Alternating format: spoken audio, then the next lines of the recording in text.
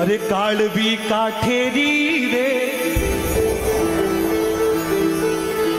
ए राख चांदा कालवी ए काठेरी रे रा आंगणो तोड़े मर हर भी काच धोरे जी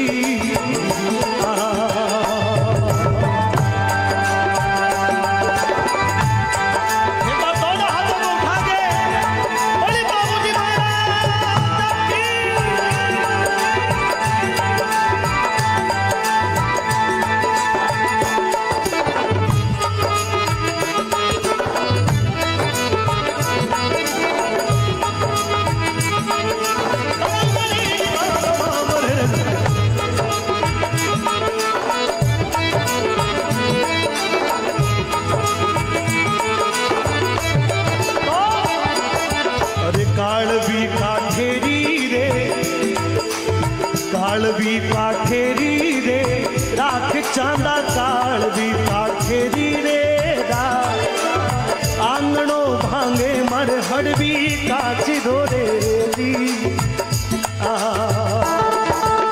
चांदे जवाब दियो बोले ठाकुर साहब कंवर साहब अरे कोनी है घोड़ी रो रे दोष मारे कोनी है ताली बजाएं सभी लोग कोनी है घोड़ी रो रे दोष मारे कोनी है घोड़ी रो रे दो देवल कूके है गडरे कांगड़े थे जी कोनी है घोड़ी रो रे दोष मारे कोनी है घोड़ी रो रे दो देवल कूके है गडरे कांगड़े रे जी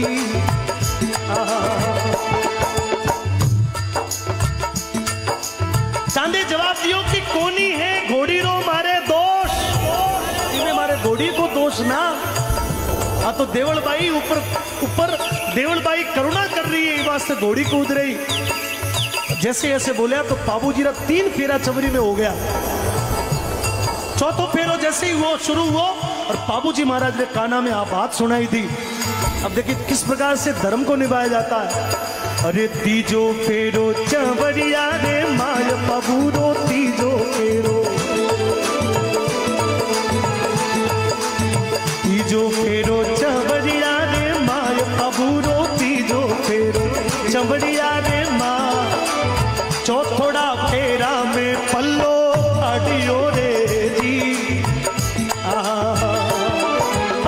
तीजो फेरो चवरिया रे माय पबूरो तीजो फेरो चवरिया रे माँ चौथोड़ा फेरा में पल्लो अडियो रे जी।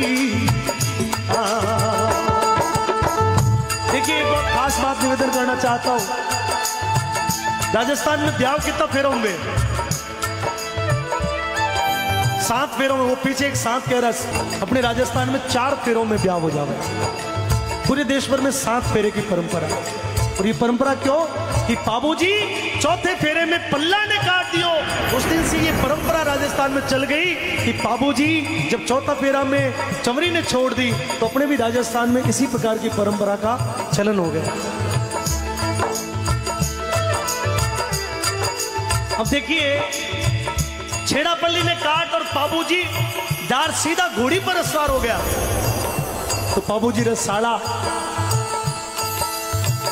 बाबूजी रे साड़ियां बाबूजी रे ससुराल का लोग जार घोड़ी के आगे खड़ा हो गया। बोले कंवर साहब कहीं हो गए हो चमरी ने छोड़ की कर जा रहा हो कोई चाकरी में चूक रह गई हो तो बताओ कोई कमी रह गई हो तो बताओ कोई मनमार में कमी रह गई हो तो बताओ कहीं बात हो गई कोई हमारी बेटी में चूक है तो बताओ कोई कमी है तो बताओ सोडी में कोई कमी है तो बताओ।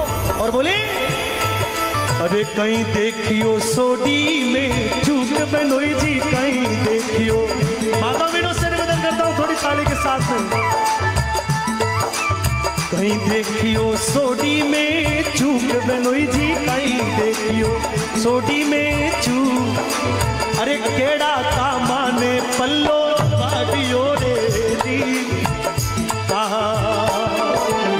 हाड़ा पकड़े घोड़ी री लगाम पबूरा हाड़ा पकड़े घोड़ी री लगा साड़िया बिलूंगे पगड़े पागड़े रे जी। हालो परा महला रे माया बनोई जी, हालो परा महला रे माँ कुकू के शुतरा नौखो छोटना रे जी। सब लोग कोशिश कर ली पर बाबूजी ना ढब्या, क्योंकि बाबूजी ने गौ माता की रक्षा को धर्म निभानो हो, बाबूजी देवनबाई ने दिए वचन ने निभानो हो। और बाबूजी ब्याह ने छोड़ और अपने ससुराल में कॉल कर दियो कि मैं जीवित रहे हो तो पाछो आऊंगा। और बाबूजी अब देखिए किस प्रकार से, अरे घोड़ी खेले अंका शोरे माय बाबूजी, दोनों हाथों को पीछे तक पूरा सजा देकर दोनों हाथों को उठाना मेरे साथ। अरे घोड़ी खेले अंका शोरे माय बाबूजी, घोड़ी खेले अंका शोरे माँ चांदियो कूदे है गडरे टांग टेरे जी। छत कुलरे, अरे छतरी कुलरे बेले रे आय भवानी, छतरी कुलरे बेले रे आय बाबू रे आई जे रे पगोरे पागड़े रे जी। सिमरू सुंधारी रे गाय भवानी, सिमरू सुंधारी रे गाय, भारत में सिमरू रे भवानी कालका रे जी।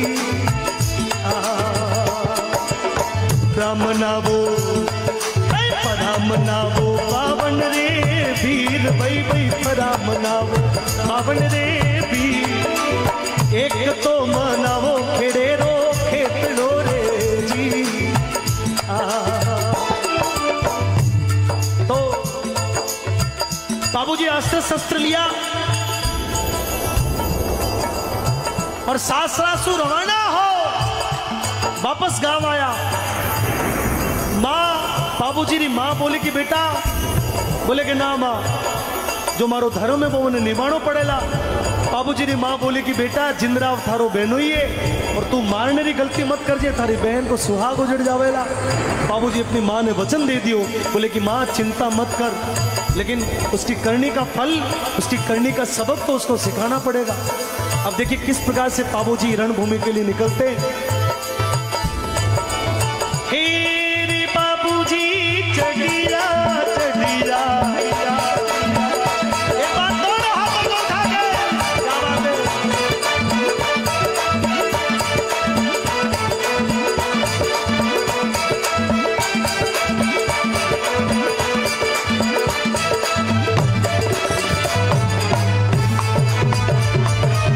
हे बाबूजी चढ़िया चढ़िया, गाया वाली वारी, गाया वाली वारी, कालवी चढ़ने बेगा थाली।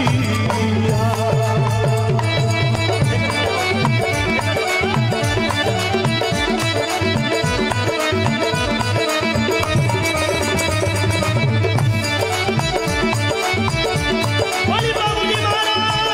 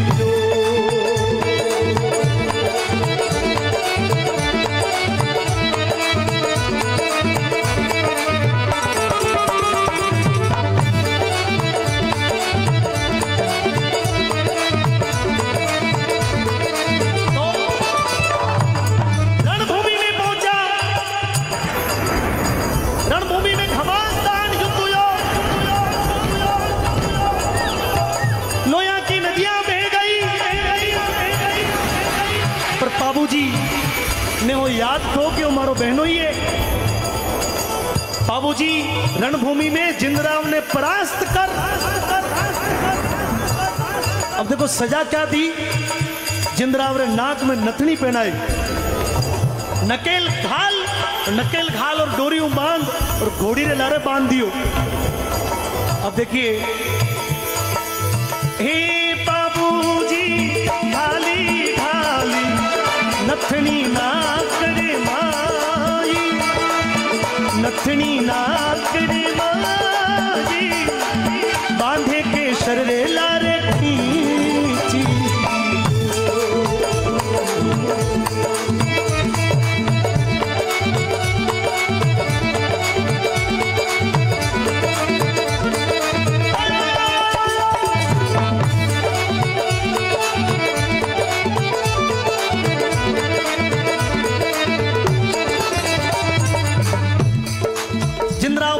चरणा में हार गिर गए, बोले कि साला जी माफ कर दो, बख्श दो, आज के बाद में आपकी गायों की तरफ नहीं देखूंगा, हमारे काड़वी घोड़ी ना चाहिए, पर माफ कर दो, मारो मत ना।